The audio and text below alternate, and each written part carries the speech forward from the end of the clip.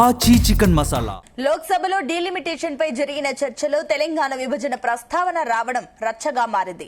Delimitation పై మాట్లాడిన BJP MP Tejaswi సూర్య దక్షిణాదికి అన్యాయం చేస్తున్నారన్న CM Revanth కామెంట్లపై fire అయ్యారు. తెలంగాణ ఏర్పాటును పాకిస్తాన్ విభజనతో పోల్చారు. తేజస్వి మాటలపై కాంగ్రెస్ నేతలు భగ్గుమంటున్నారు. తెలంగాణను అవమానించిన తేజస్వి సూర్యను బర్తరఫ్ చేయాలని మంత్రి పొన్నం ప్రభాకర్ డిమాండ్ చేశారు.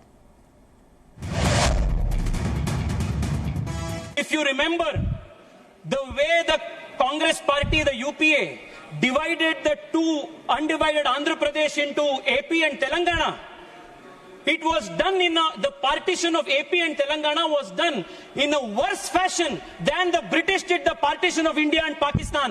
This is the kind of the argument that the opposition is making, the Chief Minister of Telangana has made, is to propose a very interesting hybrid model of linking the population of the state along with the GSDP, the state's per capita contribution and the state's gross development of the state.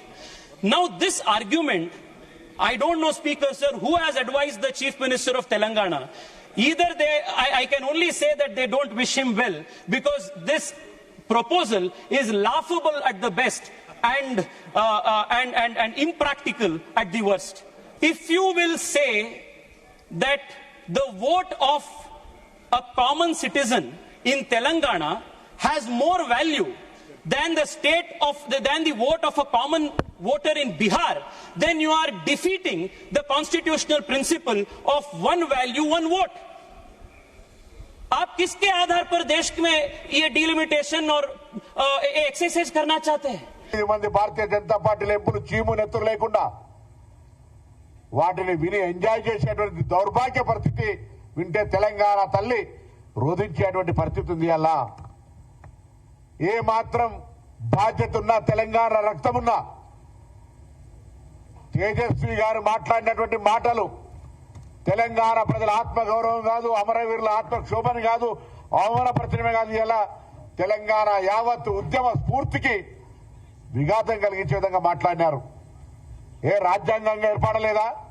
ఇంత పెద్ద దీర్ఘకాలిక ప్రజల ఆకాంక్షకు Congress party నిర్ణయం తీసుకొని ఆనాడు Bharatiya Janata party కీర్తి చేసిన సుష్మా స్వరాజ్ గారు రాజ్యాంగం ప్రకారంగా పార్లమెంటులో మద్దతు ఇస్తే ఇవాళ ఈ యొక్క ప్రధానమంత్రి నుంచి మొదలుకొంటే మొన్నవరో తెలుగుదేశం ఆంధ్ర ఎంపీ కూడా పార్లమెంటు గురించి కూడా మాట్లాడుతూ ఉండే, తెలంగాణ విభజన గురించి మాట్లాడుతూ ఉండే.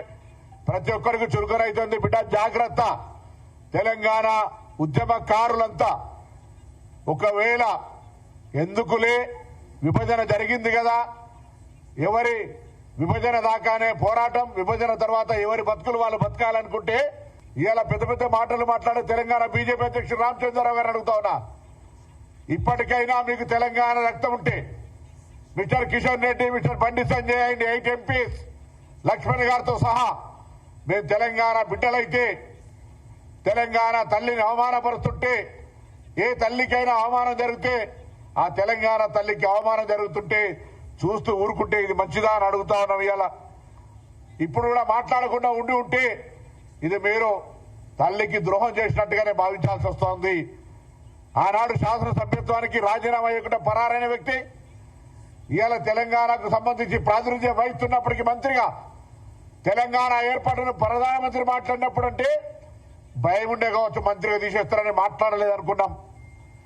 కానీ అమిత్ షా మాట్లాడిన ఇవాళ తెలుగుదేశం పార్టీ ఎంపీ తెలంగాణ ప్రజలను రెచ్చగొట్టే విధంగా ఏదో శాసనసభ తీర్మానం గురించి మాట్లాడుతూ రకరకాలుగా రాజ్యాంగంలో ఆర్టికల్ 3 డాక్టర్ బాబాసాహెబ్ అంబేద్కర్ గారు రచించినటువంటి ఆర్టికల్ గురించి తెలవక అటువంటి అజ్ఞానులు ధనబలంతో మందబలంతో పార్లమెంటుకి వస్తే కనీసం ఆ పార్టీ అనే బుద్ధి నేర్పాలి. ఇలా సౌహృద వాతావరణంలో బతకాల్సిన పరిస్థితుల్లో తెలంగాణ ఏర్పాటు మీద తాపకొకసారి కారం జల్లుతూ పుండు గెలికే ప్రయత్నం చేస్తా ఉన్నారు. ఇది ప్రజాస్వామ్యానికి మంచిది కాదు.